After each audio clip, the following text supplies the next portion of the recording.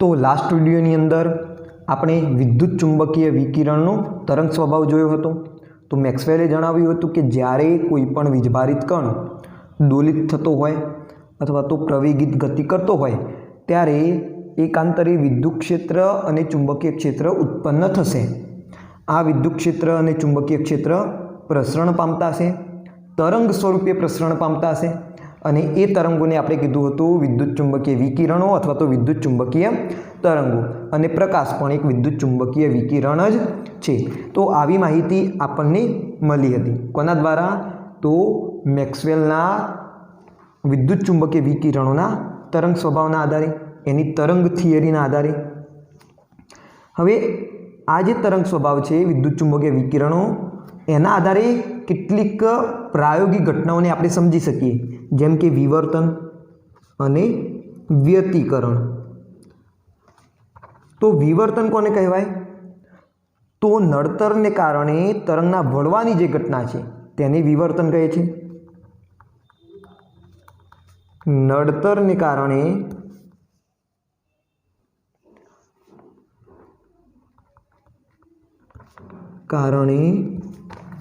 તરંગના વળવાની જે ઘટના છે તેને વિવર્તન કહે છે। દાખલા તરીકે માની લો કે તમે કોઈ એક રૂમની અંદર બેઠેલા છો, બાજુના રૂમમાંથી કોઈક અવાજ આવી રહ્યો છે। ઓકે, અહીંયા છે દરવાજો, તો તમને એ અવાજ સંભળાશે, પરંતુ એ અવાજ કોણ કરી રહ્યું છે, એ અવાજ ક્યાંથી આવે છે એ તમને દેખાતું નથી। એટલે કે ધ્વનિના જે તરંગો હોય એમનું વિવર્તન વધારે થાય છે અને વિવર્તન વધારે થવાથી એ ધ્વનિના તરંગો તમને સંભળાય છે, પરંતુ પ્રકાશના તરંગોનું વિવર્તન ઓછું થાય છે। પ્રકાશના તરંગોનું વિવર્તન ઓછું થાય છે એટલે કે આ જે અડચણ ખરી અહીંયા આગળ તો દિવાલ હશે, અહીંયા આગળ શું હશે? એક દરવાજો હશે। તો ત્યાં આગળથી એની જે વળવાની જે ઘટના છે એ બહુ ઓછી થાય છે, માટે પ્રકાશનું તરંગ આપણી આંખ સુધી પહોંચતું નથી અને આપણને એ વસ્તુ દેખાતી નથી। આ વસ્તુ ઉપર પ્રકાશનું તરંગ પડશે, એ પરાવર્તન પામીને આપણી આંખ સુધી પહોંચતું નથી, માટે આપણને એ વસ્તુ દેખાતી નથી। ઓકે, તો બાજુના રૂમમાં જે અવાજ થતો હોય તો એ અવાજ આપણને સંભળાશે, પરંતુ ત્યાં આગળ કઈ વસ્તુ હશે, કોણ હશે એ આપણને દેખાશે નહીં। એટલે કે ધ્વનિના તરંગોનું વિવર્તન વધારે થાય છે એટલે આપણને સંભળાશે, પ્રકાશના તરંગોનું વિવર્તન ઓછું થાય છે, માટે એ આપણને એ દેખાતું નથી। તો અહીંયા મતલબ શું વિવર્તનનો? કે નડતરને કારણે તરંગોના વળવાની જે ઘટના છે એના વિવર્તન કહીશું। બીજી ઘટના છે વ્યતિકરણ। તો વ્યતિકરણ કોને કહેવાય? તો એક અથવા એકથી વધારે, સોરી એક તો ના હોય પરંતુ એકથી વધુ જ હોય, તો એકથી વધારે તરંગોના સંપાતીકરણના લીધે ઉદ્ભવતી ભૌતિક અસર। વ્યતિકરણ એટલે એકથી વધારે તરંગોના સંપાતીકરણને લીધે ઉદ્ભવતી ભૌતિક અસર। જેમ કે આપણી પાસે એક દોરી છે, તમે શું કરો? એક છેડેથી તમે એક દોરી પકડો, તમારો મિત્ર બીજા છેડેથી દોરી પકડશે, એ દોરીમાં તમે તરંગ ઉત્પન્ન કરો। લાસ્ટ ટાઈમ આપણે તમને બતાવ્યું હતું દોરીની અંદર આપણે એક વિક્ષોભ ઉત્પન્ન કરીએ છીએ એટલે તરંગ ઉત્પન્ન થશે। તો આ તરંગ આ દિશામાં આગળ વધશે, સામેની તરફથી તમારા ભાઈબંધે તરંગ ઉત્પન્ન કર્યું, એ આ દિશામાં આગળ વધશે। તો જો એક તરંગનો શૃંગ બીજા તરંગના શૃંગ ઉપર આવે, આ જો શૃંગ છે, આ પણ શૃંગ છે, તો જો એક તરંગનો શૃંગ બીજા તરંગના શૃંગ ઉપર આવે તો તરંગની તીવ્રતા વધી જશે, બરાબર ને? તમને કંઈક આ રીતે બહુ ઊંચી તીવ્રતાવાળું તરંગ જોવા મળશે, અહીંયા તીવ્રતા ઓછી હશે, જુઓ આ જે શૃંગ છે, શૃંગની જે ઊંચાઈ છે એ ઓછી છે, અહીંયા શૃંગની ઊંચાઈ આના જેટલી જ છે, અહીંયા શૃંગની ઊંચાઈ કેટલી થઈ ગઈ? ડબલ થઈ ગઈ, તીવ્રતા વધી ગઈ। તો શૃંગ પર આવશે તો શું થઈ જશે? તીવ્રતા વધી જશે। પરંતુ એવું પણ બની શકે અહીંયા આગળ શૃંગ ભાગ આગળ વધી રહ્યો છે પરંતુ સામેની તરફથી તરંગનો ગર્ત ભાગ આગળ આવી રહ્યો છે। તો જો શૃંગ એ ગર્ત ઉપર સંપાત થાય, સંપાત એટલે એકીકરણ થઈ જવું, બરાબર, એમનું આ સંપાતીકરણ કહેવાય। તો સંપાતીકરણ જ્યારે થાય શૃંગનું ગર્ત ઉપર, તો શું થઈ જશે? એકબીજાની અસરને નાબૂદ કરી દેશે, એટલે કે દોરી એકદમ સીધી થઈ જશે, બરાબર। આ કણ ઉપર દોલિત થતો હોય, આ કણ નીચે દોલિત થતો હોય, પરંતુ ઉપર નીચે સરખી રીતે એના ઉપર બળ લાગે છે, માટે દોરીનો કણ હવે દોલિત થશે જ નહીં। અહીંયા શું હશે? દોરીના વિવિધ કણો જ હોય ને ટૂંકમાં, તો ઉપર નીચે દોલિત થતા હોય એટલે આગળ તરંગનું વહન થાય। પરંતુ અહીંયા આગળ આ જે કણ હશે એના ઉપર પણ બળ લાગતું હશે, નીચે પણ આ રીતે બળ લાગતું હોય, બંને સરખી જગ્યાએ બળ લાગતું હોય એકબીજાની ઓપોઝિટમાં, એટલે ઓવરઓલ દોરીનો કણ ના ઉપર જાય ના નીચે જાય, એટલે કે તરંગ તમને સ્ટ્રેટ દેખાશે। આવું તમે દોરીની અંદર પ્રયોગ કરી જોજો તો તમને શું જોવા મળશે? દોરી એકદમ સીધી થઈ જશે। ખ્યાલ આવી ગયો? તો શું થાય? જ્યારે શૃંગ ઉપર સંપાત થાય તો તીવ્રતા વધી જાય, જ્યારે શૃંગ ગર્ત ઉપર સંપાત થાય તો તીવ્રતા શૂન્ય થઈ જાય, બરાબર ને? તો આવું તમે ઓબ્ઝર્વેશન કરી શકો છો, આવું અવલોકન કરી શકો છો। તો આ ઘટના કઈ થઈ? વ્યતિકરણની। તો વ્યતિકરણ કોને કહેશો તમે? એકથી વધારે તરંગોના સંપાતીકરણના લીધે ઉદ્ભવતી ભૌતિક અસરને વ્યતિકરણ કહે છે। અહીંયા આગળ આપણે 2 તરંગો લીધા, મિનિમમ 2 તરંગો તો જોઈએ જ, એક તરંગથી સંપાટીકરણની ઘટના તમે સમજી શકો નહીં, બરાબર ને? એ તો તમે સમજી શકો છો આટલી વસ્તુઓ। તો આ જે વિવર્તન અને વ્યતિકરણની ઘટના થઈ એ તમારે ફિઝિક્સની અંદર પણ આવશે, અને હું વ્યતિકરણને સમજાવવા માટે એક પ્રયોગ પણ તમને કરીને આપીશ, તો એનો પણ વિડીયો તમને મોકલવામાં આવશે। ઓકે, તો વેઇટ કરજો વ્યતિકરણના પ્રયોગના વિડીયો માટે। હવે આ જે વિવર્તન અને વ્યતિકરણની ઘટના છે એને તમે કઈ રીતે સમજી શકો? વિદ્યુત ચુંબકીય વિકિરણોના તરંગ સ્વભાવથી, અથવા તો તમે કોઈપણ તરંગ સ્વભાવથી એને સમજી શકો। કેમ કે અહીંયા દોરીનું તરંગ છે, જ્યારે આપણે પ્રકાશની વાત કરતા હોય તો ત્યાં વિદ્યુત ચુંબકીય વિકિરણોનું તરંગ સ્વભાવ હશે। ખ્યાલ આવી ગયો? તો આને આ 2 ઘટનાઓને જો આપણે ટૂંકમાં સમજવી હોય તો આપણે શું જોઈએ? તરંગ સ્વભાવ જોઈએ। ખ્યાલ આવી ગયો?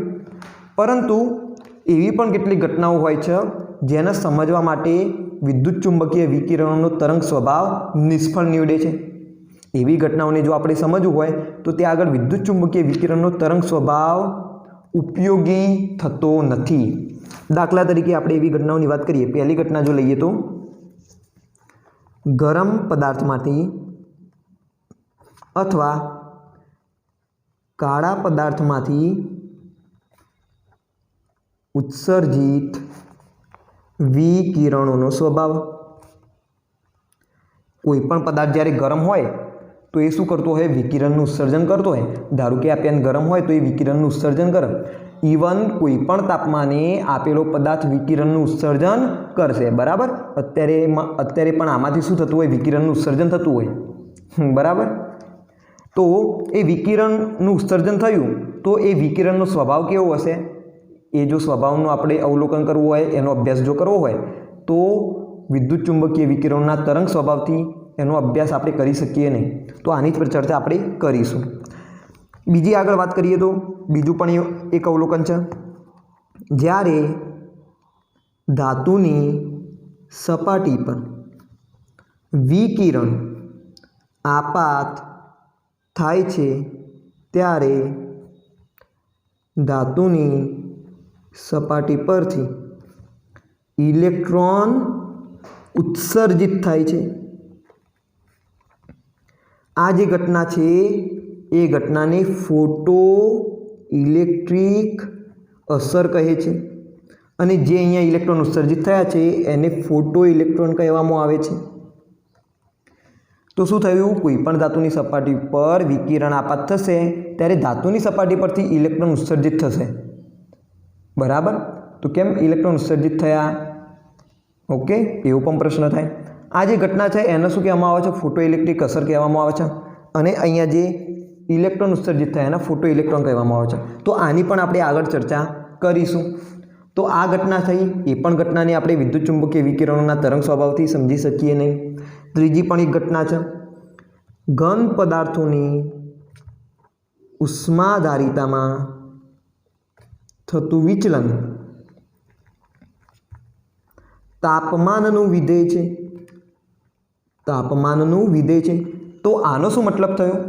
ઘન પદાર્થોની ઉષ્માધારિતા. ઉષ્માધારિતા એટલે કે ઘન પદાર્થની ઉષ્મા ધારણ કરવાની ક્ષમતા, કે ભાઈ આપેલો ઘન પદાર્થ કેટલી ઉષ્મા ધારણ કરી શકે છે, એની કેટલી ક્ષમતા છે ઉષ્મા ધારણ કરવાની, એ શું થઈ જશે? એની ઉષ્માધારિતા.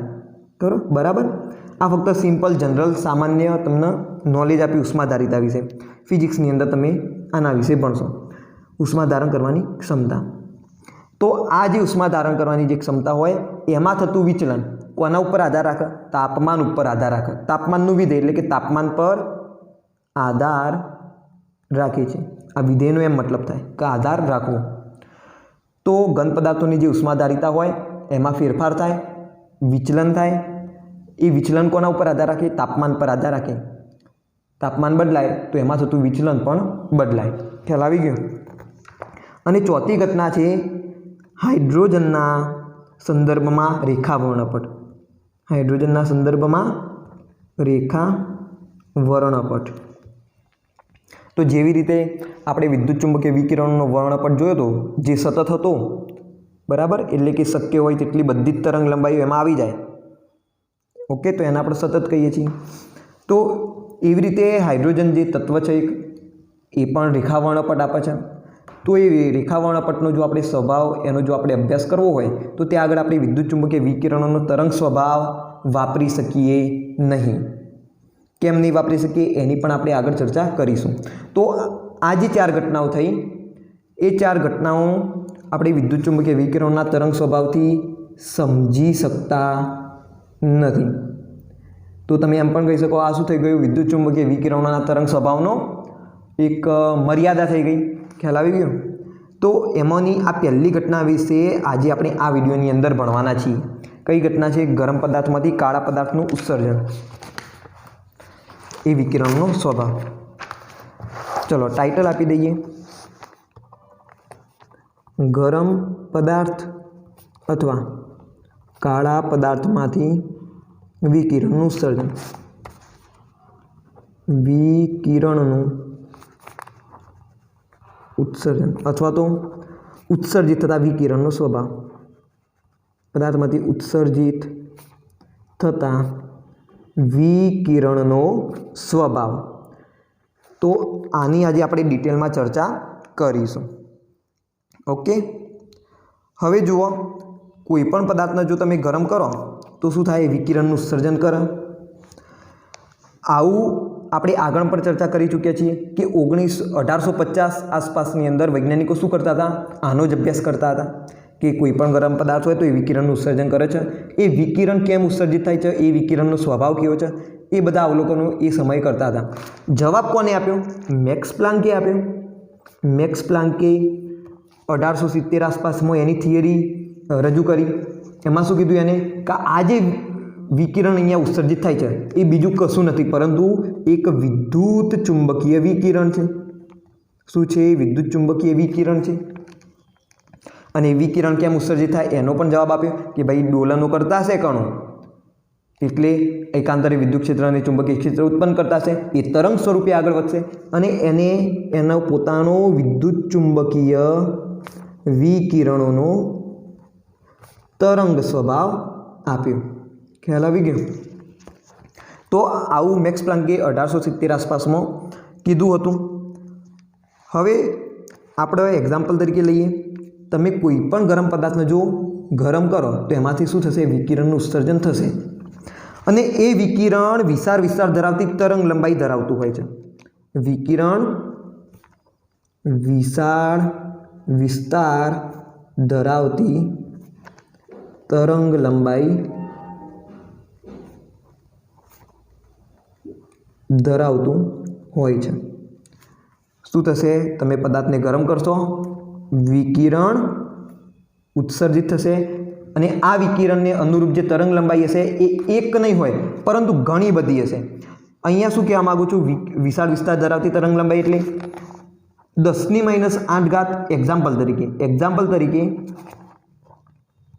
10⁻8 મીટરથી લઈને 10⁸ અથવા તો 10⁻³ મીટર સુધીની તરંગ લંબાઈ, 10⁻8 જેટલી નાની તરંગ લંબાઈથી લઈને 10⁻³ મીટર જેટલી મોટી તરંગ લંબાઈ સુધી આની વચ્ચે જેટલા પણ શક્ય તરંગો આવશે, અનંત ઘણા બધા અસંખ્ય જેટલા પણ તરંગ લંબાઈ ધરાવતા જે તરંગો આવશે એ બધી જ તરંગ લંબાઈ ધરાવતા વિકિરણનું શું થતું હોય, ઉત્સર્જન થતું હોય. તો આનો કહેવાનો મતલબ એમ છે કે વિશાળ વિસ્તાર ધરાવતી તરંગ લંબાઈ એટલે 10⁻8 મીટરથી લઈને 10⁻³ મીટર સુધી ના વચ્ચેના જે પણ તરંગો ઉત્સર્જિત થતા હશે, જે પણ વિકિરણ ઉત્સર્જિત થતું છે, જે પણ તરંગ લંબાઈવાળું, એ બધી જ તરંગ લંબાઈનો શું થઈ જાય, સમાવેશ થાય. ઓકે, તો તમે વિચારી શકો 10⁻8 મીટર જેટલી નાની તરંગ લંબાઈથી લઈને 10⁻³ મીટર જેટલી મોટી તરંગ લંબાઈવાળા બધા જ વિકિરણો, એટલે કેટલા ઘણા બધા વિકિરણો થયા, ઘણી બધી તરંગ લંબાઈવાળા અહીંયા વિકિરણો થયા. બરાબર, 10⁻8 હોય, 1 × 10⁻8 હોય, 2 × 10⁻8 હોય, 1.00001 × 10⁻8 મીટર પણ હોય. તો આવા ઘણી બધી તરંગ લંબાઈવાળા શું હશે, વિકિરણો ઉત્સર્જિત થતા હશે. ખ્યાલ આવી ગયો? તો એમ કહેવા માગું છું અહીંયા. અને આ તમે તૈયાર ના કરી દેતા, ગોખી ના દેતા, આ જસ્ટ એક્ઝામ્પલ આપ્યું સમજાવવા માટે કે ભાઈ વિશાળ વિસ્તાર ધરાવતી તરંગ લંબાઈનો અહીંયા શું મતલબ નીકળે, તો ઘણી બધી તરંગ લંબાઈવાળા વિકિરણો. ખ્યાલ આવી ગયો? તો આ જસ્ટ એક્ઝામ્પલ જ આપ્યું કે 10⁻8 મીટરથી 10�3, એટલે કે તમને ગાળો સમજાવ્યો અહીંયા આગળ, એક વિસ્તાર સમજાવ્યો કે આટલો મોટો વિસ્તાર હોય તરંગ લંબાઈનો. તમે વિદ્યુત ચુંબકીય વર્ણપટ જોયો છો આગળના વિડીયોની અંદર, તો ત્યાં આગળ તમે જોયું તો બહુ નાના તરંગોથી લઈને બહુ નાની તરંગ લંબાઈવાળા તરંગોથી લઈને ખૂબ જ મોટી તરંગ લંબાઈવાળા તરંગો હતા વિદ્યુત ચુંબકીય વર્ણપટની અંદર. તો એવી જ રીતે એટલી મોટી ગાળાની અંદર શું થતા હોય, અહીંયા વિકિરણ ઉત્સર્જિત થતું હોય. ચલો એક્ઝામ્પલ દઈએ. દાખલા તરીકે તમે લોખંડનો સળિયો લો છો અને એ લોખંડના સળિયાને તમે ગરમ કરો છો. તો લોખંડનો સળિયાને તમે જેમ જેમ ગરમ કરશો, હવે લોખંડનો સળિયો તો એનું જે ગલમ બિંદુ હોય એ તો ખૂબ જ ઊંચું હોય, તો તમે ગરમ કરતા જ રહી શકો, કરતા જ રહો, તો ધીરે ધીરે એ લાલ થશે. પહેલાં ઝાંખો લાલ થશે, જેમ જેમ વધારે ગરમ કરતા રહે, હજુ એ ગરમ કરતા રહો તો એ ઘેરો લાલ થશે, હજુ એ ગરમ કરતા રહો તો એ કેવો થશે, નારંગી જેવા કલરનો થશે, હજુ ગરમ કરતા રહો તો એ તમને થોડા સફેદ જેવા કલરનો દેખાશે, હજુ એ ગરમ કરતા રહેશો તો એ વાદળી રંગનો બનશે. મતલબ શું થયું, જેમ જેમ તમે લોખંડના સળિયાને ગરમ કરો છો તેમ તેમ એ ઝાંખો લાલ થાય છે, પછી ધીરે ધીરે ઘેરો લાલ થાય, પછી હજુ એ ગરમ કરતા રહો તો નારંગી થાય, સફેદ થાય, એ રીતના વાદળી થાય. તો આવા ઊંચા ગલનબિંદુવાળા તમે જો કોઈ ધાતુને ગરમ કરો તો તમને કંઈક આવા પ્રકારનું અવલોકન જોવા મળે છે, જેમ કે અહીંયા લોખંડના સળિયામાં જોવા મળ્યું. તો તરંગ લંબાઈના સંદર્ભમાં જો વાત કરીએ તો આપણે શું કહી શકીએ કે ઝાંખો લાલ, તો ઝાંખા લાલની તરંગ લંબાઈ કેવી હોય, વધારે હોય. વાદળી રંગ કરતાં તો વધારે હોય ને, તો વાદળી રંગની સાપેક્ષે ઝાંખા લાલ રંગની તરંગ લંબાઈ કેવી હોય, વધારે હોય. અને વાદળી રંગની તરંગ લંબાઈ આ ઝાંખા લાલ જે લાલ કલર છે એ લાલ કલરની તરંગ લંબાઈ કરતાં કેવી હોય, ઓછી હોય. મતલબ કે વધુ તરંગ લંબાઈવાળા વિકિરણમાંથી ઓછી તરંગ લંબાઈવાળા વિકિરણ હવે ઉત્સર્જિત થવા માંડ્યા. પહેલાં તમને લાલ રંગ દેખાતો હતો, એનો મતલબ લોખંડમાંથી જે વિકિરણ ઉત્સર્જિત થયું એની તરંગ લંબાઈ કેટલી હતી, લાલ રંગના જેટલી હતી, એટલે તમને લાલ રંગ દેખાતો હતો. પછી ધીરે ધીરે છેવટે વાદળી રંગ જોવા મળ્યો. એનો મતલબ શું થયો કે હવે જે વિકિરણ ઉત્સર્જિત થતું હશે લોખંડના સળિયામાંથી એની તરંગ લંબાઈ વાદળી રંગ જેટલી હશે, એટલે તમને વાદળી રંગ દેખાયો. તો તમે એમ કહી શકો કે વધારે તરંગ લંબાઈવાળા વિકિરણથી હવે ઓછી તરંગ લંબાઈવાળું વિકિરણ ઉત્સર્જિત થવા લાગ્યું. ચલો આવૃત્તિના સંદર્ભમાં આવી રીતે વાત કરીએ તો વધારે તરંગ લંબાઈ હોય તો આવૃત્તિ કેવી હશે, ઓછી હશે, સ્વાભાવિક વસ્તુ છે. અને અહીંયા ઓછી તરંગ લંબાઈ છે તો આવૃત્તિ વધારે હશે. મતલબ કે ઓછી આવૃત્તિવાળા વિકિરણ હવે ઉત્સર્જિત નથી થતા, હવે વધારે આવૃત્તિવાળા વિકિરણ ઉત્સર્જિત થાય છે. એટલે કે જેમ જેમ તમે લોખંડના સળિયાને ગરમ કરો છો તેમ તેમ ઓછી આવૃત્તિવાળા વિકિરણમાંથી હવે વધારે આવૃત્તિવાળા વિકિરણ ઉત્સર્જિત થતા રહે છે. ખ્યાલ આવી ગયો? તમે વિદ્યુત ચુંબકીય વર્ણપટમાં જોજો તો એની અંદર તમને ખ્યાલ આવશે કે લાલ રંગની તરંગ લંબાઈ એ વધારે છે, એટલે કે લાલ રંગની આવૃત્તિ એ ઓછી છે, જ્યારે વાદળી રંગની આવૃત્તિ લાલ રંગની આવૃત્તિ કરતાં વધારે હશે. તમે એ પણ જોઈ લેજો, ચેક કરજો, મૂલ્યો આપેલા જ હશે. ઓકે, તો અહીંયા બેઝિક અવલોકન શું થયું કે તમે જ્યારે કોઈ પણ પદાર્થને ગરમ કરો છો એટલે કે તાપમાન વધારો છો તેમ તેમ તરંગ લંબાઈ ઉત્સર્જિત થતા વિકિરણની, બરાબર, ઉત્સર્જિત થતા વિકિરણની તરંગ લંબાઈ ઘટે છે. અહીંયા ઘટે છે ને, લાલમાંથી વાદળી રંગ થયો એટલે કે વધારે તરંગ લંબાઈવાળા વિકિરણમાંથી ઓછી તરંગ લંબાઈવાળું વિકિરણ ઉત્સર્જિત થવા માંડ્યું અને આવૃત્તિ વધે છે. ઓકે, શું થયું? જેમ જેમ તમે તાપમાન વધારશો તો તરંગ લંબાઈ ઘટશે, આવૃત્તિ વધશે. આવું જનરલ દરેક ધાતુની અંદર આવું મોટાભાગે તમને જોવા મળશે, આવું જ જોવા મળશે તમને. ખ્યાલ આવ્યો? તો હવે જુઓ, અહીંયા આગળ આપણે કયો પદાર્થ લીધો? એક લોખંડનો સળિયો લીધો. તો આવા દરેક પદાર્થની એક વર્તણૂક હોય ઘન પદાર્થની, કે એના ઉપર જો તમે કોઈ પ્રકાશને આપાત કરો અથવા તો એને તમે ઉર્જા આપો તો એમાં 3 પ્રકારની ઘટના જોવા મળે. અહીંયા તમે શું કર્યું? લોખંડના સળિયાને ગરમ કર્યો. તો બેઝિકલી ગરમ કરો છો એનો મતલબ શું થયો? તમે એને ઉર્જા તો આપો જ છો ને. તાપમાન વધારવું એટલે કે તમે એક જાતની એને ઉર્જા આપો છો ઉષ્મા સ્વરૂપે. ખ્યાલ આવ્યો? આ લોખંડનો સળિયો અને તમે કોઈ વસ્તુ પર ગરમ કરો છો, મતલબ એને તમે ઉર્જા આપો છો. અહીંયા હું શું કહું છું તમને કે કોઈ પણ પદાર્થ ઉપર તમે વિકિરણ આપાત કરો તો વિકિરણ પણ શું છે? એક ઉર્જા જ છે, એક ઉર્જાનું સ્વરૂપ છે. તો એ જ્યારે કોઈ પણ પદાર્થ ઉપર પડે, કોઈ પણ ઘન પદાર્થ ઉપર, તો 3 પ્રકારની ઘટના અહીંયા શક્ય બની શકે. એક તો શું થાય કે આ વિકિરણનું એ શોષણ કરી દે, સ્વાભાવિક વસ્તુ છે, શોષણ કરી દે. બીજું શું ઘટના બને કે આના ઉપરથી એનું પરાવર્તન કરી દે, એટલે કે ઉત્સર્જન કરે, બરાબર, ઉત્સર્જન કરી દે. અને ત્રીજી એવું પણ બની શકે કે ભાઈ ચલો આ વિકિરણ અહીંયાથી પસાર જ થઈ ગયું આખા ઘન પદાર્થમાંથી, શું થઈ જાય? પસાર થઈ જાય. તો આવી 3 ઘટનાઓ શક્ય બનશે. શોષણ થઈ શકે, ઉત્સર્જન થઈ શકે અને પસાર થઈ શકે. તો આ 3 ઘટનાઓ દરેક ઘન પદાર્થની અંદર જોવા મળતી જ હોય, પરંતુ આ જે પસાર થઈ જવાની ઘટના છે એ બહુ નહીવત હોય છે, અવગણે. બહુ ઓછા પ્રમાણમાં શું થાય? વિકિરણ પસાર થતું હોય છે. એટલા માટે આને આપણે ગણીશું જ નહીં, કારણ કે એનું જે પ્રમાણ હોય એ ખૂબ જ ઓછું હોય, નહીવત, અવગણે છે, એટલે આપણે એને અવગણી દઈશું. તો 2 ઘટનાઓ રહી. કઈ 2 ઘટનાઓ થાય છે? એક તો શોષણ થાય છે, બીજાનું ઉત્સર્જન થાય છે. હવે જે ઉત્સર્જન થતું હોય એ રંગ માટે જવાબદાર હોય. તમને ખ્યાલ હશે કે ભાઈ પ્રકાશનું કિરણ આપેલા પદાર્થ ઉપર પડે છે, એ પ્રકાશ કેટલાકનું શોષણ કરી દે છે અને કેટલાક વિકિરણોનું ઉત્સર્જન કરે છે, અને એ પ્રકારે આપણે એનો રંગ દેખાય છે. દાખલા તરીકે અત્યારે હાલ તમને આ બ્લુ કલરની પેન દેખાય છે, એનો મતલબ આની ઉપર સફેદ પ્રકાશ પડી રહ્યો છે. સફેદ પ્રકાશની અંદર જાનીવાલી પીનારા બધા જ રંગો આવી ગયા, પરંતુ વાદળી રંગ સિવાયના બધા જ કલર ધરાવતી જે તરંગ લંબાઈવાળું વિકિરણ છે એનું આ પદાર્થ શોષણ કરી દે છે, આ પેન શોષણ કરી દે છે. અને વાદળી રંગની તરંગ લંબાઈવાળું વિકિરણ એ ઉત્સર્જિત કરે છે અને એર્યો રંગ માટે આપણને દેખાય છે, બરાબર. વાદળી રંગની તરંગ લંબાઈવાળું વિકિરણ એ ઉત્સર્જિત કરે છે એટલે આપણને વાદળી રંગ આ પેનનો દેખાય છે. ખ્યાલ આવી ગયો? તો જે રંગ કોના ઉપર જવાબદાર હોય? તો જે વિકિરણનું ઉત્સર્જન કરે એની તરંગ લંબાઈ ઉપર આધાર રાખશે. હવે જરૂરી ના હોય કે આપણને ભાઈ બધા વિકિરણ જે ઉત્સર્જિત થયા એ દેખાય. ભાઈ દ્રશ્યમાન પ્રકાશની જે તરંગ લંબાઈનો વિસ્તાર હોય એની અંદર જો આવતો હોય તો આપણને કલર દેખાશે. હવે ઇન્ફ્રારેડ વિકિરણનું ઉત્સર્જિત થતું હોય તો એ આપણને દેખાય નહીં. અલ્ટ્રાવાયોલેટ વિકિરણનું જે ઉત્સર્જન થતું હોય તો એ આપણને ના દેખાય. આપણને માત્ર દૃશ્યમાન પ્રકાશની જે તરંગ લંબાઈનો વિસ્તાર છે જાંબલી રંગથી રાતા રંગ સુધી, તો એટલો રંગ આપણને દેખાશે, એટલું આપણે જોઈ શકીએ. બાકીના વિકિરણો આપણે જોઈ શકીએ નહીં. ખ્યાલ આવી ગયો? તો મોટાભાગના ઘનની અંદર આ શું થતું હોય? આ 2 ઘટનાઓ થતી હોય અને એ આધાર રાખશે પદાર્થ ઉપર. ભાઈ કોઈ પદાર્થ તમને વાદળી રંગનો દેખાય, કોઈ પદાર્થ તમને કાળા રંગનો દેખાય, કોઈ પદાર્થ તમને સફેદ કલરનો દેખાય. સફેદ કલરનો દેખાય એનો શું મતલબ થયો કે ભાઈ બધા વિકિરણનું એને ઉત્સર્જન કરી દીધું. જાંબલી, વાદળી, રાતો, નારંગી, લીલો, આ બધી જ રંગની તરંગ લંબાઈવાળા વિકિરણનું એને ઉત્સર્જન કરી દીધું.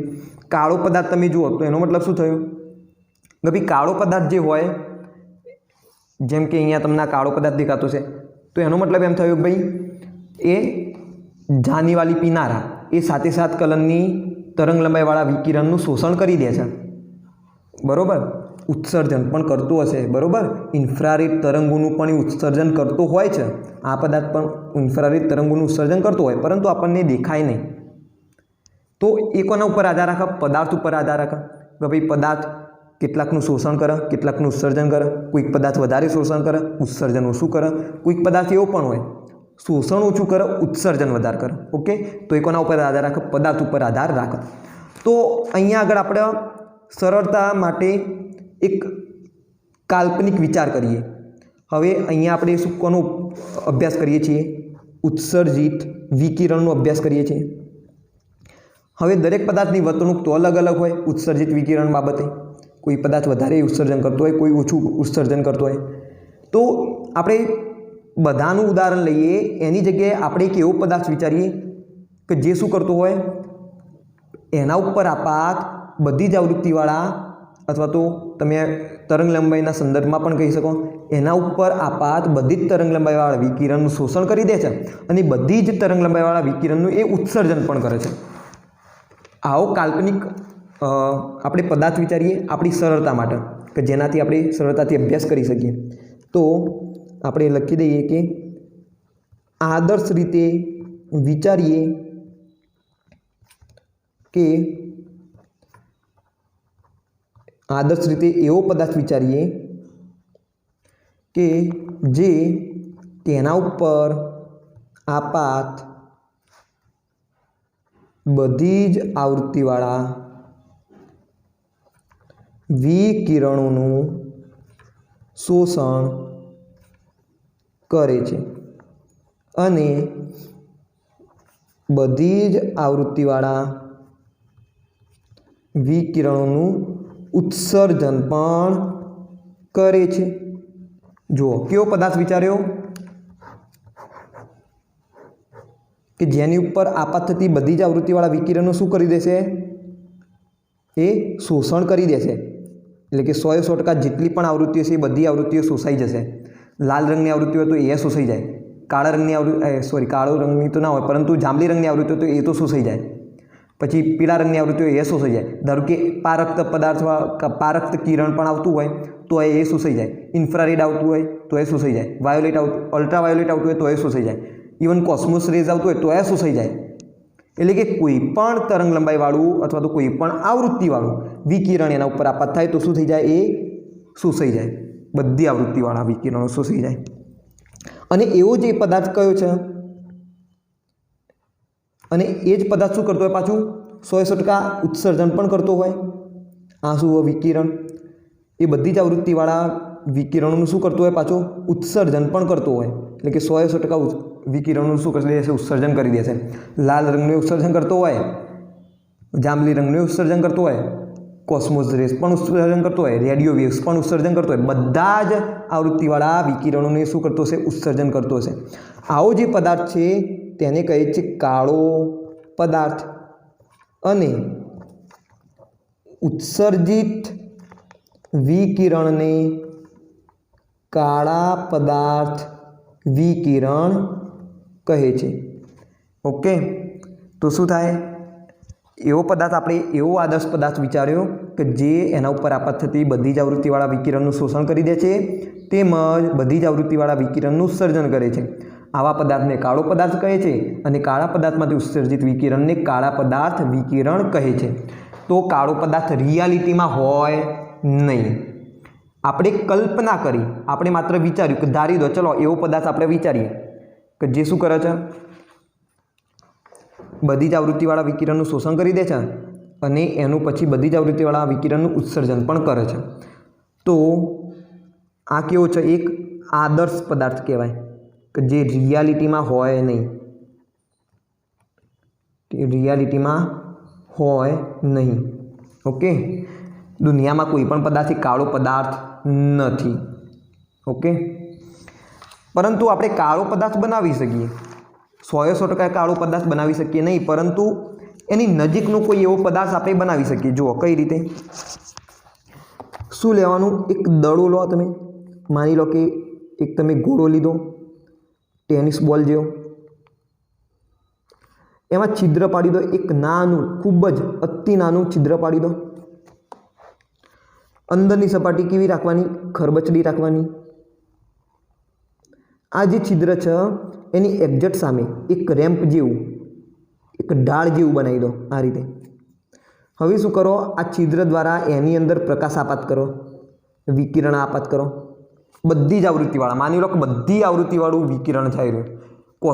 કોસ્મોસ તરંગોની આવૃત્તિ ધરાવે છે, ઇન્ફ્રારેડની આવૃત્તિ ધરાવે છે, રેડિયો તરંગોની આવૃત્તિ ધરાવે છે, માઇક્રોવેવની આવૃત્તિ ધરાવે છે. ઓકે, બધી જ આવૃત્તિવાળા આની અંદર વિકિરણ છે. ખ્યાલ આવી ગયો? તો શું થશે? અહીંયાથી આ પરાવર્તન પામશે, કેટલાકનું શોષણ થશે, કેટલાકનું પરાવર્તન પામશે. કારણ કે અહીંયા આપણે પસાર થઈ જવાની ઘટના શૂન્ય ગણીશું. ઓકે, કે કોઈ પણનું પસાર નહીં થતું, માત્ર શું થાય છે? શોષણ થાય છે અને ઉત્સર્જન થાય છે. તો કેટલાકનું શોષણ થશે, પાછું ઉત્સર્જન થશે. અહીંયા આગળ ફરીથી શું થશે? શોષણ થશે, ઉત્સર્જન થશે. અહીંયા આગળ ઉત્સર્જન થશે, શોષણ થશે, ઉત્સર્જન થશે. અહીંયા આગળ શોષણ થશે, ઉત્સર્જન થશે, શોષાશે, ઉત્સર્જાશે, ફરીથી શોષાશે, ઉત્સર્જાશે. અહીંયા પણ શોષાશે, ઉત્સર્જાશે. અહીંયા આગળ શોષાશે, પાછું ઉત્સર્જન થશે. તો આવું વારંવાર સતત થયા કરે. હવે તમે વિચારો, અહીંયા શોષાય મતલબ એની ઉર્જા ઘટી, ફરીથી પાછું શોષાય છે એટલે એની ઉર્જા ઘટી, બાકીનું ઉત્સર્જિત થાય છે, ફરી પાછું શોષાય છે, એની ઉર્જા ઘટશે. તો આ રીતના ઘટીને એની ઉર્જા છેવટે શું થઈ જશે? શૂન્ય થઈ જશે. એટલે કે બધું કિરણ અહીં આગળ શોષાઈ જશે. તો આનો શું મતલબ થયો? કે બધી આવૃત્તિવાળા જે વિકિરણો હતા એ આ પદાર્થની અંદર શોષાઈ ગયા. અને આવા પદાર્થને આપણે કયો પદાર્થ કહીએ છીએ? તો કાળો પદાર્થ કહીએ છીએ. કે ભાઈ 100% શોષણ થઈ ગયું. 100% શોષણ થઈ ગયું એનો મતલબ કે બધી જ આવૃત્તિવાળા વિકિરણનું શોષણ થઈ ગયું. તો આવો જે પદાર્થ છે એને શું કહીએ છીએ? કાળો પદાર્થ કહીએ છીએ. અને જ્યારે એ ઉત્સર્જન થશે તો બધી જ આવૃત્તિવાળા વિકિરણનું શું કરશે? બધી આવૃત્તિવાળા વિકિરણનું ઉત્સર્જન પણ કરશે. એટલે આવો જે પદાર્થ છે એને શું કહીએ છીએ? કાળો પદાર્થ કહીએ છીએ. તો રિયાલિટીમાં આવો પદાર્થ આપણે બનાવી શકીએ નહીં, 100% કાળો પદાર્થ બનાવી શકીએ નહીં, પરંતુ એની નજીકનો આવો કોઈ પદાર્થ આપણે બનાવી શકીએ. જેમ કે લાઈફ ટાઈમનું ઉદાહરણ આપું તમને, એક્ઝામ્પલ તરીકે સૂર્ય. તો સૂર્ય એક કાળો પદાર્થ નથી, 100% કાળો પદાર્થ નથી, પરંતુ એના નજીકનો પદાર્થ છે. તમે સૂર્યનો જો સતત વિકિરણનું ઉત્સર્જન કરે છે અને બધી જ તરંગલંબાઈવાળા વિકિરણો એમાંથી ઉત્સર્જિત થાય પણ છે. ઓકે, જેમ કે તમે કહી શકો કોસ્મિક કિરણો પણ આવતા હોય, એમાંથી દૃશ્યમાન પ્રકાશની તરંગલંબાઈવાળા વિકિરણો પણ આવતા હોય, પછી ઇન્ફ્રારેડ પણ આવતા હોય, અલ્ટ્રાવાયોલેટ પણ આવતા હોય છે. એટલે કે ઘણી બધી તરંગલંબાઈવાળા વિકિરણો એમાંથી ઉત્સર્જિત થતા હોય છે. તો સૂર્ય કેવો છે? કાળા પદાર્થની નજીકનો પદાર્થ છે એમ તમે ગણી શકો. તો હું અહીંયા લખી દઉં, લિમિટ સૂર્ય ટેન્ડ્સ ટુ કાળો પદાર્થ. બરાબર, શું લખી દીધું? લિમિટ સૂર્ય ટેન્ડ્સ ટુ કાળો પદાર્થ. તો આનો લખવાનો શું મતલબ થયો? કે ભાઈ સૂર્ય એ કાળા પદાર્થની તદ્દન નજીકનો છે એમ. બસ ગણિતવાળાને સમજ પડશે. એટલે આ તૈયાર ના કરતા, આ જસ્ટ ફન માટે મેં લખેલું છે, તૈયાર કરવું નહીં. Okay, limit Surya tends to કાળો પદાર્થ. એનો શું મતલબ થયો? કે સૂર્ય એ કાળા પદાર્થની ખૂબ જ નજીકનો છે. ચલો આગળ થોડી વાત કરીએ. તો હવે આપણે અભ્યાસ કરવા માટે કોનો ઉપયોગ કરીશું? આ કાળા પદાર્થનો ઉપયોગ કરીશું. હવે આપણે જેમ લોખંડના સળિયામાંથી વિકિરણનું ઉત્સર્જિત થાય છે એની વાત કરતા હતા, એની જગ્યાએ કાળા પદાર્થમાંથી ઉત્સર્જિત થતા વિકિરણની જે વિકિરણનો સ્વભાવ છે એનો અભ્યાસ કરીશું. કારણ કે કાળા પદાર્થમાંથી બધી જ આવૃત્તિવાળા વિકિરણનું ઉત્સર્જન થશે. ઓકે, તો એનો અભ્યાસ કરવા માટે આપણે એનો આલેખ દોરીએ. શેનો આલેખ દોરીશું? તો જ્યારે કાળા પદાર્થમાંથી ઉત્સર્જિત વિકિરણની તીવ્રતા વિરુદ્ધ તરંગ લંબાઈનો આલેખ દોરવામાં આવે તો એ કંઈક આ પ્રકારે તમને જોવા મળશે. આપણે શેનો આલેખ દોર્યો? કાળા પદાર્થમાંથી ઉત્સર્જિત વિકિરણની તીવ્રતા વિરુદ્ધ તરંગ લંબાઈનો. તો એ આલેખ તમને કંઈક આ પ્રકારે જોવા મળશે. એક્સ એક્સિસ ઉપર શું આવશે?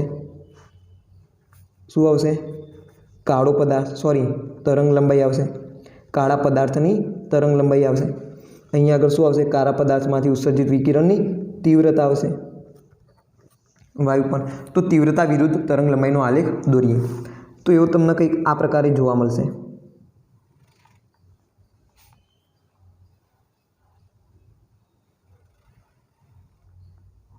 સોરી, અહીંયા આ ટચ નહીં થાય. ઓકે, ચલો નીચે દોરી દો ફોન.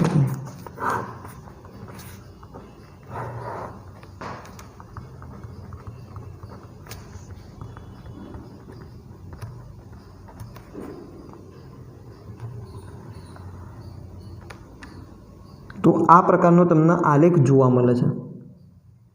જે પહેલો ગ્રાફ દોર્યો એ T1 તાપમાને હતો, જે બીજો ગ્રાફ દોર્યો એ T2 તાપમાને હતો, અને આ ત્રીજો જે ગ્રાફ દોરું છું એ T3 તાપમાને છે. આ જે પહેલી લીટી છે તમને દેખાય નીચે, સૌથી નીચે એ T1 તાપમાને છે, એના ઉપર આ T2 તાપમાને, અને એના ઉપર આ T3 તાપમાને, અને T3 greater than T2 greater than T1 છે. એટલે કે T3 તાપમાન વધારે છે, એનાથી ઓછું T2 છે, અને એનાથી ઓછું T1 છે. તો જ્યારે પણ આપણે એ ઉત્સર્જિત વિકિરણની તીવ્રતા વિરુદ્ધ તરંગ લંબાઈનો આલેખ દોરીએ તો હકીકતમાં આ પ્રકારનો આલેખ મળે છે. ઓકે, કેવું? તો તમે આને ઓબ્ઝર્વ કરશો, તમે જો આને અવલોકન કરશો તો તમને ખ્યાલ આવશે. જેમ જેમ તરંગ લંબાઈ ઘટતી જાય છે, જુઓ આ તરફ જાઓ, ડાબી તરફ, તો તરંગ લંબાઈ ઘટતી જશે. ઓકે, માની લો અહીંયા હું લખી દઉં 1000 નેનોમીટર, અહીંયા 2000 લઈ લઉં, અહીંયા 3000 લઈ લઉં, એવી રીતે અહીંયા આગળ 4000 આવશે. તો જેમ જેમ તરંગ લંબાઈ ઘટતી જાય છે તેમ તેમ તમે જોશો કે આવૃત્તિ વધતી જાય, સોરી, આ તીવ્રતા વધતી જાય છે, તીવ્રતા વધતી જાય છે. અહીંયા આગળ તીવ્રતા કેવી થઈ ગઈ? મેક્સિમમ થઈ ગઈ. તમે એક જ ગ્રાફને જુઓ અત્યારે, હાલ ઉપરના બે ગ્રાફને તમે જોશો નહીં, આ નીચેના ગ્રાફને ધ્યાનમાં લો. તો જેમ જેમ તરંગ લંબાઈ ઘટે છે તેમ તેમ તીવ્રતા વધે છે. કોઈ એક બિંદુએ તીવ્રતા મેક્સિમમ થઈ ગઈ, સૌથી વધારે. મહત્તમ થયા બાદ જેમ જેમ તરંગ લંબાઈ ઘટે છે તેમ તીવ્રતા ઘટે છે. આવું તમે અવલોકન જોયું કે નહીં? આ વાત કરીએ આપણે T1 તાપમાનની. T2 તાપમાને પણ આવું થાય છે, T3 તાપમાને પણ આવું થાય છે.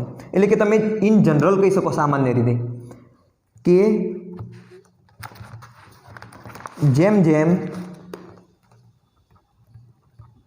તરંગ લંબાઈ ઘટે છે તેમ તેમ તીવ્રતા વધે છે. બરોબર? કોઈ એક બિંદુએ અથવા તો કોઈ એક સમયે તીવ્રતા મહત્તમ થાય છે, અને મહત્તમ થયા બાદ તરંગ લંબાઈ જ્યારે ઘટે છે ત્યારે તીવ્રતા પણ ઘટે છે. તો આવું અવલોકન જોવા મળ્યું તમને. થયું કે નહીં એવું? જેમ જેમ શું થયું? તરંગ લંબાઈ ઘટી તેમ તેમ તીવ્રતા વધી, મહત્તમ થઈ. મહત્તમ થયા બાદ તરંગ લંબાઈ ઘટાડો તો તીવ્રતા ઘટી. તો આવું તમને T1 તાપમાને જોવા મળ્યું. T2 તાપમાને પણ આવું જ થાય છે, અને T3 તાપમાને પણ જોવા એ રીતે તમને જોવા મળે છે. ઓકે, તો તમે ઇન જનરલ એમ કહી શકો કે આપેલા તાપમાને ઉત્સર્જિત વિકિરણની તીવ્રતા તરંગ લંબાઈના ઘટાડા સાથે ઘટે છે, સોરી, તરંગ લંબાઈના ઘટાડા સાથે વધે છે, અને મહત્તમ થાય ત્યારબાદ મહત્તમ થાય છે ત્યારબાદ તરંગ લંબાઈના ઘટાડા સાથે ઘટે છે. આવું દરેક તાપમાન માટે તમે આવું બોલી શકો. ઓકે, તો ચલો. પરંતુ અહીંયા આગળ શું થાય છે? અહીંયા આગળ એક વસ્તુ થાય છે કે કોઈ એક તાપમાને તરંગ લંબાઈ સૌથી વધારે જોવા મળે છે. તરંગ લંબાઈ તો ઘણી બધી અહીંયાથી ઉત્સર્જિત થાય છે, પરંતુ કોઈ એક તાપમાને શું જોવા મળે છે? તરંગ લંબાઈ તમને વધારે જોવા મળે છે. જેમ કે અહીંયા વાત કરીએ T1ની, તો T1 તાપમાને તમે જુઓ આ 3000 વાળી તરંગ લંબાઈ પણ ઉત્સર્જિત થાય છે, આ 1000 વાળી તરંગ લંબાઈ પણ ઉત્સર્જિત થાય છે, 1000થી નીચી તરંગ લંબાઈવાળા વિકિરણો પણ ઉત્સર્જિત થાય છે, 3000થી વધારે વિકિરણ, 3000થી વધારે તરંગ લંબાઈવાળા વિકિરણ પણ ઉત્સર્જિત થાય છે. પરંતુ કોઈ એક તરંગ લંબાઈવાળું વિકિરણ સૌથી વધુ તીવ્રતા ધરાવે છે. તીવ્રતા ધરાવે છે એનો મતલબ કે સૌથી વધારે પ્રમાણમાં ઉત્સર્જિત થાય છે, એ તમે જોઈ શકો છો અહીંયા. અત્યારે માત્ર T1 તાપમાનને તમે ધ્યાનમાં લો. ઓકે, હાલ T1 તાપમાનને તમે ધ્યાનમાં લો તો ત્યાં આગળ શું થાય છે? ઘણી બધી તરંગ લંબાઈવાળા વિકિરણ ઉત્સર્જિત થાય છે, પરંતુ તેમાંની કોઈ એક તરંગ લંબાઈ સૌથી વધારે તીવ્રતા ધરાવે છે, એટલે કે સૌથી વધારે પ્રમાણમાં ઉત્સર્જિત થાય છે. દાખલા તરીકે માની લઈએ આપણે T1 તાપમાને રાતો રંગ લઈ લઈએ. T1 તાપમાને રાતા રંગની એટલે કે લાલ રંગની તરંગ લંબાઈ ધરાવતું વિકિરણ સૌથી વધુ ઉત્સર્જિત થાય છે। બરોબર સૌથી વધુ તીવ્રતા ધરાવે છે। સૌથી વધુ તીવ્રતા ધરાવે છે મતલબ સૌથી વધુ પ્રમાણમાં ઉત્સર્જિત થાય છે અને માટે આપણને લાલ રંગ દેખાય છે। લાલ રંગ દેખાય છે। બાકીની તરંગ લંબાઈવાળા વિકિરણો પણ ઉત્સર્જિત થાય છે પરંતુ એમની તીવ્રતા ઓછી હોવાથી આપણને એમનો રંગ દેખાતો નથી। જેમ કે આ વાદળી રંગની પેનની વાત કરું તો આ પેનમાંથી લાલ રંગ પણ ઉત્સર્જિત થતો હશે, વાદળી રંગ પણ ઉત્સર્જિત થતો હશે, જાંબલી રંગ પણ ઉત્સર્જિત થતો હશે, એમાંથી પારક્ત તરંગો ઉત્સર્જિત થતા હશે। બરાબર, ઘણી બધી તરંગ લંબાઈવાળા વિકિરણો ઉત્સર્જિત થતા હશે પરંતુ વાદળી રંગની તરંગ લંબાઈ સૌથી વધુ છે એટલે કે વાદળી રંગની તરંગ લંબાઈ સૌથી વધારે ઉત્સર્જિત થાય છે માટે આપણને કયો રંગ દેખાય છે? વાદળી રંગ દેખાય છે। ચલો એક ઉદાહરણ આપું સારું। માની લો કે આપણે તપેલી ભરીને શું બનાવ્યું? આઈસ્ક્રીમ બનાવ્યો। હવે આઈસ્ક્રીમની અંદર આપણે ફ્લેવર નાખીએ, એમાં મેંગો ફ્લેવર પણ નાખીએ, તમે કહેજો બરાબર, જવાબ આપજો। મેંગો ફ્લેવર પણ નાખીએ, ચોકલેટ ફ્લેવર પણ નાખીએ, પછી સ્ટ્રોબેરી ફ્લેવર પણ નાખીએ, બરાબર, એના પછી વેનીલા ફ્લેવર પણ નાખીએ। પરંતુ શું કરીએ? ચોકલેટ ફ્લેવર એક ચમચી, એક ટીમ્પું નાખીએ। કેટલું? એક ટીમ્પું। સ્ટ્રોબેરીએ એક ટીમ્પું નાખીએ, વેનીલાએ એક ટીમ્પું નાખીએ અને હું મેંગો ફ્લેવર એક એની જે હોય ડબ્બી એટલે કે બોટલ, તો માની લો એક બોટલ જેટલું નાખ્યું, કેમ કે વધારે નાખવાનું છે એટલે। તો મેંગો ફ્લેવર મેં એક બોટલ જેટલું નાખ્યું, ચોકલેટ એક ટીમ્પું નાખ્યું, સ્ટ્રોબેરી એક ટીમ્પું અને વેનીલા એક ટીમ્પું નાખ્યું। તો તમને આ આઈસ્ક્રીમનો જે સ્વાદ છે કેવો લાગશે? સ્વાભાવિક વસ્તુ છે, મેંગો જેવો લાગશે। તો આઈસ્ક્રીમની અંદર તો 4 ફ્લેવરો હતા પરંતુ સ્વાદ કોનો આવ્યો? મેંગોનો આવ્યો। કેમ? એનું પ્રમાણ વધારે હતું। મેંગો એક બોટલ જેટલું બહુ વધારે પ્રમાણમાં નાખેલું હતું એટલે આપણને મેંગોનો સ્વાદ આવ્યો પરંતુ ચોકલેટનો સ્વાદ ના આવ્યો, સ્ટ્રોબેરીનો સ્વાદ ના આવ્યો, વેનીલાનો સ્વાદ ના આવ્યો। તો કહેવાનો મતલબ એમ કે અહીંયાથી પણ ઉત્સર્જિત થતા વિકિરણો ઘણી બધી તરંગ લંબાઈવાળા છે પરંતુ કોઈ એક તરંગ લંબાઈની જે તીવ્રતા છે એ સૌથી વધારે છે અને જે સૌથી વધારે તીવ્રતાવાળું વિકિરણ છે એ આપણને દેખાય છે। આ સૌથી વધારે તીવ્રતાવાળા વિકિરણને આપણે લામ્બડા મેક્સ કહીએ છીએ। શું કહીએ છીએ? લામ્બડા મેક્સ। તો લામ્બડા મેક્સનો મતલબ તરંગ લંબાઈ સૌથી વધારે પ્રમાણમાં છે એમ થાય, એની તીવ્રતા સૌથી વધારે પ્રમાણમાં છે એનો મતલબ એમ થાય। લામ્બડા મેક્સનો મતલબ એમ થાય ને, એમ ના થાય કે ભાઈ તરંગ લંબાઈનું મૂલ્ય સૌથી વધારે, ના, તરંગ લંબાઈનું મૂલ્ય સૌથી વધારે નહીં, તરંગ લંબાઈ ધરાવતા આવા જે વિકિરણ છે, આ જે તરંગ લંબાઈ ધરાવતું વિકિરણ છે એ સૌથી વધારે પ્રમાણમાં ઉત્સર્જિત થાય છે એનો મતલબ એમ થાય। બાકી તમે જુઓ ગ્રાફની અંદર તરંગ લંબાઈ તો આની વધારે છે, તરંગ લંબાઈ તો આની માની લો કે 4000 છે પરંતુ આને લામ્બડા મેક્સ ના કહેવાય, લામ્બડા મેક્સ આને કહેવાય। આ શું થયું? લામ્બડા મેક્સ। મતલબ કે આ તરંગ લંબાઈવાળો વિકિરણની તીવ્રતા સૌથી વધારે પ્રમાણમાં છે। T1 તાપમાનની વાત કરું છું, T2 તાપમાને બદલાઈ જશે, T3 તાપમાને સિનારીઓ બદલાઈ જશે। તો T1 તાપમાને આ જે લામ્બડા મેક્સ છે એની તરંગ લંબાઈ સૌથી વધારે પ્રમાણમાં છે માટે એ સૌથી વધારે પ્રમાણમાં ઉત્સર્જિત થાય છે એટલે આપણને એ તરંગ લંબાઈવાળું વિકિરણ દેખાશે। ખ્યાલ આવ્યો? જો દૃશ્યમાન જે હોય ગાળો એની અંદર જો આવે, દૃશ્યમાન વિસ્તારની અંદર જો આવે તો દેખાય, દૃશ્યમાન વિસ્તારની અંદર ના આવતું હોય તો મે બી ના દેખાય। ખ્યાલ આવી ગયો? ના જ દેખાય, મે બી ના હોય, ના જ દેખાય। હવે વાત કરીએ T2 તાપમાને, T3 તાપમાને। બીજું તમે અહીંયા શું અવલોકન કરી શકો છો? જુઓ, T1 તાપમાને અહીંયા આગળ લામ્બડા મેક્સ મળે છે, T2 તાપમાને તમને અહીંયા આગળ લામ્બડા મેક્સ મળે છે અને T3 તાપમાને તમે જોશો તો અહીંયા આગળ લામ્બડા મેક્સ મળે છે। એનો મતલબ શું થયો કે જેમ જેમ તાપમાન વધતું જાય છે T1 કરતાં T2 વધારે છે, T2 કરતાં T3 વધારે છે તો તીવ્રતા વધે છે કે નહીં? જુઓ, T1 તાપમાને અહીંયા તીવ્રતા હતી, T2 તાપમાને અહીંયા આગળ તીવ્રતા થઈ અને T3 તાપમાને અહીંયા આગળ તીવ્રતા થઈ। મતલબ કે જેમ જેમ તાપમાન વધે છે તેમ તીવ્રતા વધે છે, બરાબર ને? તાપમાન વધે છે તેમ તીવ્રતા વધે છે, તમને નજરે દેખાય છે. પરંતુ જેમ જેમ તાપમાન વધે છે તેમ લેમ્ડા મેક્સ ઘટે છે. જુઓ આ લેમ્ડા મેક્સ અહીંયા આગળ હતું, અહીંયા આગળ એ કયા તરફ ખસ્યું? ડાબી તરફ ખસ્યું. ડાબી તરફ મતલબ કે ઓછું થયું. T1 તાપમાને લેમ્ડા મેક્સ અહીંયા છે, T2 તાપમાને લેમ્ડા મેક્સ અહીંયા આગળ છે, મતલબ ઓછું થયું. અને T3 તાપમાને હજુ ઓછું થયું લેમ્ડા મેક્સ, મતલબ તાપમાન વધ્યું, તીવ્રતા વધી, પરંતુ તરંગ લંબાઈ લેમ્ડા મેક્સ શું છે? તરંગ લંબાઈ છે, પરંતુ તરંગ લંબાઈ ઘટી ગઈ. બરાબર, જે વિકિરણ તમને ધારો કે દેખાતું હોય એ વિકિરણની તરંગ લંબાઈ હવે ઘટી ગઈ. તરંગ લંબાઈ ઘટી એનો મતલબ શું થયો? આવૃત્તિ વધી, કેમ કે તરંગ લંબાઈ અને આવૃત્તિ એકબીજાના વ્યસ્ત પ્રમાણમાં ચલે છે, એકબીજાના વ્યસ્ત પ્રમાણમાં આધાર રાખે છે. એટલે તમે બેઝિકલી એમ કહી શકો કે જેમ જેમ તાપમાન વધે છે તેમ તીવ્રતા વધે છે, તરંગ લંબાઈ ઘટે છે અને આવૃત્તિ વધે છે. તો આને આ અવલોકનને તમે લોખંડના સળિયા સાથે સરખાવો. લોખંડના સળિયો પહેલો કેવો થતો હતો? ઝાંખો લાલ. તમે વધારે ગરમ કર્યો એટલે લાલ થયો, તમે હજુ વધારે ગરમ કર્યો એટલે નારંગી જેવો થયો, હજુ વધારે ગરમ કર્યો એટલે સફેદ જેવો થયો, છેવટે વાદળી રંગનો થયો. ગરમ કર્યો તેમ એટલે કે તાપમાન વધે છે, ગરમ કરતાં તાપમાન વધે ને, તો તાપમાન જેમ વધે છે તેમ લાલથી લાલ, સોરી ઝાંખા લાલથી લાલ, નારંગી, સફેદ અને વાદળી થયું. તરંગ લંબાઈના કિસ્સામાં આપણે જોઈએ, તરંગ લંબાઈના સંદર્ભમાં કહીએ તો લાલ રંગની તરંગ લંબાઈ વધુ હોય તો વધુથી ઓછી તરંગ લંબાઈવાળું વિકિરણ હવે ઉત્સર્જિત થયું કે નહીં? તરંગ લંબાઈ ઘટી. તો અહીંયા એ છે ને, તાપમાન વધ્યું, તરંગ લંબાઈ ઘટી. આવૃત્તિના સંદર્ભમાં પણ આપણે કહી શકીએ, મેં તમને કીધું તો આગળ પણ વાત કરી, આવૃત્તિ આની ઓછી હોય લાલ રંગની, વાદળી રંગની આવૃત્તિ વધારે હોય. તો મતલબ પહેલાં લાલ રંગની આવૃત્તિવાળું ઓછી આવૃત્તિવાળું વિકિરણ ઉત્સર્જિત થતું હતું, ત્યારબાદ વાદળી રંગ ઉત્સર્જિત થયું, એટલે કે વધારે આવૃત્તિવાળું વિકિરણ ઉત્સર્જિત થયું. મતલબ કે જેમ તાપમાન વધે છે તેમ આવૃત્તિ વધે છે.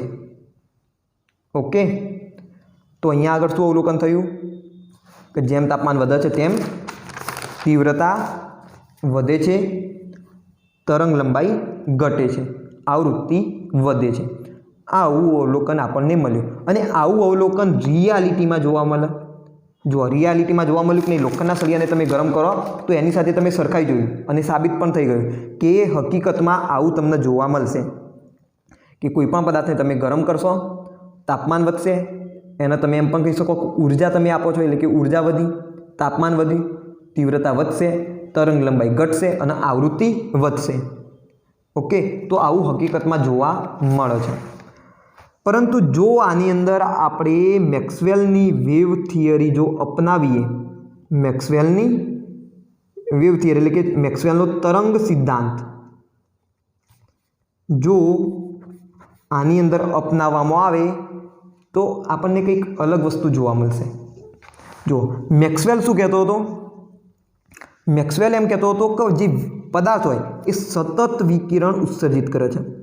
મેક્સવેલનો તરંગ સિદ્ધાંત શું કહે છે? સતત વિકિરણ ઉત્સર્જિત થતું રહે છે. બરાબર, અને તરંગ લંબાઈ અને માત્ર એક જ તરંગ લંબાઈવાળું, તરંગ લંબાઈ બદલાતી નથી, મતલબ સતત વિકિરણનું ઉત્સર્જન થતું રહે છે અને એક જ તરંગ લંબાઈવાળું વિકિરણ ઉત્સર્જિત થાય છે. એટલે કે વેવ થિયરી તરંગ સિદ્ધાંત અહીંયા શું કહેવા માગે છે કે જેમ તમે તાપમાન જો વધારો, શું કરો? તાપમાન વધારો તેમ તીવ્રતા વધશે અથવા તો તીવ્રતામાં ફેરફાર થશે. તાપમાન વધારશો તો તીવ્રતામાં ફેરફાર થશે, પરંતુ તરંગ લંબાઈમાં એટલે કે તમે એમ પણ કહી શકો આવૃત્તિમાં ફેરફાર થશે નહીં. તાપમાન જેમ વધારશો તેમ તીવ્રતામાં ફેરફાર થશે, પરંતુ તરંગ લંબાઈમાં ફેરફાર થશે નહીં. એનો મતલબ કે તમે જો કોઈ પદાર્થને ગરમ કરતા રહો તો એના રંગની અંદર કોઈ ફેરફાર થાય નહીં. મતલબ કે પહેલાં પણ રાતો રંગ જોવા મળે, તાપમાન જેમ જેમ વધારતા જાઓ તો એ લાલ રંગની અંદર, એ રાતા રંગની અંદર તમને કોઈ ફેરફાર જણાય નહીં. પરંતુ રિયાલિટીમાં તો શું થયું? ઝાંખો લાલ હતો, તેમાંથી લાલ થયો, લાલમાંથી નારંગી થયો. હકીકતમાં આવું થાય છે. હકીકતમાં રંગ બદલાય છે, પરંતુ વેવ થિયરી મુજબ રંગ બદલાતો નથી, બરાબર. તો જે મેક્સવેલના સિદ્ધાંત પ્રમાણે જે વેવ થિયરી એ પ્રમાણે ગ્રાફ કંઈક આ પ્રમાણેનો આવે છે, આ પ્રમાણેનો. તો તમે જોશો તો તીવ્રતા અનંત સુધી વધતી જ જાય છે, મતલબ તીવ્રતા સતત વિકિરણ ઉત્સર્જિત થતું જ રહે છે. હવે જો કોઈ પદાર્થ આ રીતના સતત ઉત્સર્જિત કરતો રહે વિકિરણ, તો એનું અસ્તિત્વ જ ના રહે. મારામાંથી જો આટલું વિકિરણ ઉત્સર્જિત થતું હોય તો હું તો મરી જાઉં, આપણે બધા મરી જઈએ. પરંતુ રિયાલિટીમાં એવું થતું નથી. આપણામાંથી એટલું બધું કંઈ સતત વિકિરણનું સર્જન થતું રહેતું નથી. જો તીવ્રતા તો અનંત સુધી ઉપર આવ્યા જ જતી જ રહે છે. આવો મેક્સવેલનો આલેખ મળે છે. આ જે તૂટક રેખાથી દર્શાવ્યું એ. તો તમે અહીંયા જોશો તો તરંગ લંબાઈ જે છે એ અચળ જ રહે છે, બરાબર. પરંતુ જેમ તમે તાપમાન વધારશો તો તીવ્રતા વધશે, પરંતુ તરંગ લંબાઈ અચળ રહેશે. આવું વેવ થિયરી કહે છે. પરંતુ હકીકતમાં એવું થતું નથી. એટલે કે તમે એમ કહી શકો કે આ ઘટનાને તરંગ સિદ્ધાંતથી સમજાવી શકાય નહીં, બરાબર. તો અહીંયા આગળ શું થયું, મેક્સવેલની જે તરંગ સિદ્ધાંતની જે થિયરી તે ખોટી પડી ગઈ. એ આ ઘટનાને સાચી રીતે સમજાવી શકી નહીં. અલગ જ પરિણામો મળે. અહીંયા કલર બદલાય છે, રંગ બદલાય છે. જેમ જેમ તમે તાપમાન વધારો તેમ શું થાય છે, તરંગ લંબાઈ ઘટતી જાય છે, આવૃત્તિ વધતી જાય છે. પરંતુ તરંગ સિદ્ધાંત પ્રમાણે તરંગ લંબાઈ બદલાય નહીં, માત્ર આવૃત્તિમાં ફેરફાર થાય, પરંતુ તરંગ લંબાઈ ના બદલાય. તો અહીંયા આગળ મેક્સવેલ ખોટો પડી ગયો. તો હવે અહીંયા પ્રશ્ન થાય તો આ ઘટનાને સમજવી કઈ રીતે, બરાબર. આ અવલોકનો મળ્યા, સાચા મળ્યા અવલોકનો. રોજિંદા જીવનમાં તમે આવું જોઈ શકો છો. તમે મે બી લોખંડના સળિયાને ગરમ કરતો જોયો હોય તો તમને ખ્યાલ હશે કે ભાઈ પહેલાં લાલ થાય, પછી નારંગી થાય, પછી વાદળી રંગનો છેવટે થાય. મતલબ કે ઉર્જા વધે તેમ તાપમાન વધે છે, તેમ આવૃત્તિ વધતી જાય છે અને તરંગ લંબાઈ ઘટતી જાય છે. પરંતુ મેક્સવેલના સિદ્ધાંતથી આ ખોટું પડ્યું. તો આના કયા સિદ્ધાંતના આધારે આવે સમજવી, તો એના માટે મેક્સ પ્લાન્કે એક થિયરી રજૂ કરી. મેક્સ પ્લાન્ક નામના વૈજ્ઞાનિકે. તો એ થિયરી કઈ રજૂ કરી એની ચર્ચા આપણે નેક્સ્ટ વિડીયોની અંદર કરીશું. આ વિડીયોની અંદર અહીંયા સુધી રાખીએ. નેક્સ્ટ વિડીયોમાં આપણે મેક્સ પ્લાન્કે જે એની થિયરી રજૂ કરી એની ચર્ચા કરીશું. તો આ હતું કાળા પદાર્થ વિકિરણ. ઓકે. તો બેઝિક સમરી કહી દઈએ તો શું થાય, કોઈ પણ પદાર્થને તમે જો ગરમ કરો તો એની તરંગ લંબાઈ ઘટશે, એની આવૃત્તિ વધશે. તો તમારે આટલી વસ્તુ છેલ્લે યાદ રાખવાની કે તમે તાપમાન વધારો છો એટલે તમે શું કરો છો, ઉર્જા આપો છો. મતલબ કે ઉર્જા વધે છે તેમ આવૃત્તિ વધે છે અને તરંગ લંબાઈ ઘટે છે. તો આટલી બેઝિક વસ્તુ તમારે હાલ પૂરતી યાદ રાખવાની, આગળ આની જરૂર પડશે. એટલે કે તમે શું કરો છો, તાપમાન વધારો છો ત્યારે તાપમાન વધારો છો એટલે કે ઉર્જા આપો છો, એટલે કે ઉર્જા વધશે એટલે આવૃત્તિ વધશે એટલે તરંગ લંબાઈ ઘટશે. તો આટલી બેઝિક વસ્તુ તમે યાદ રાખો.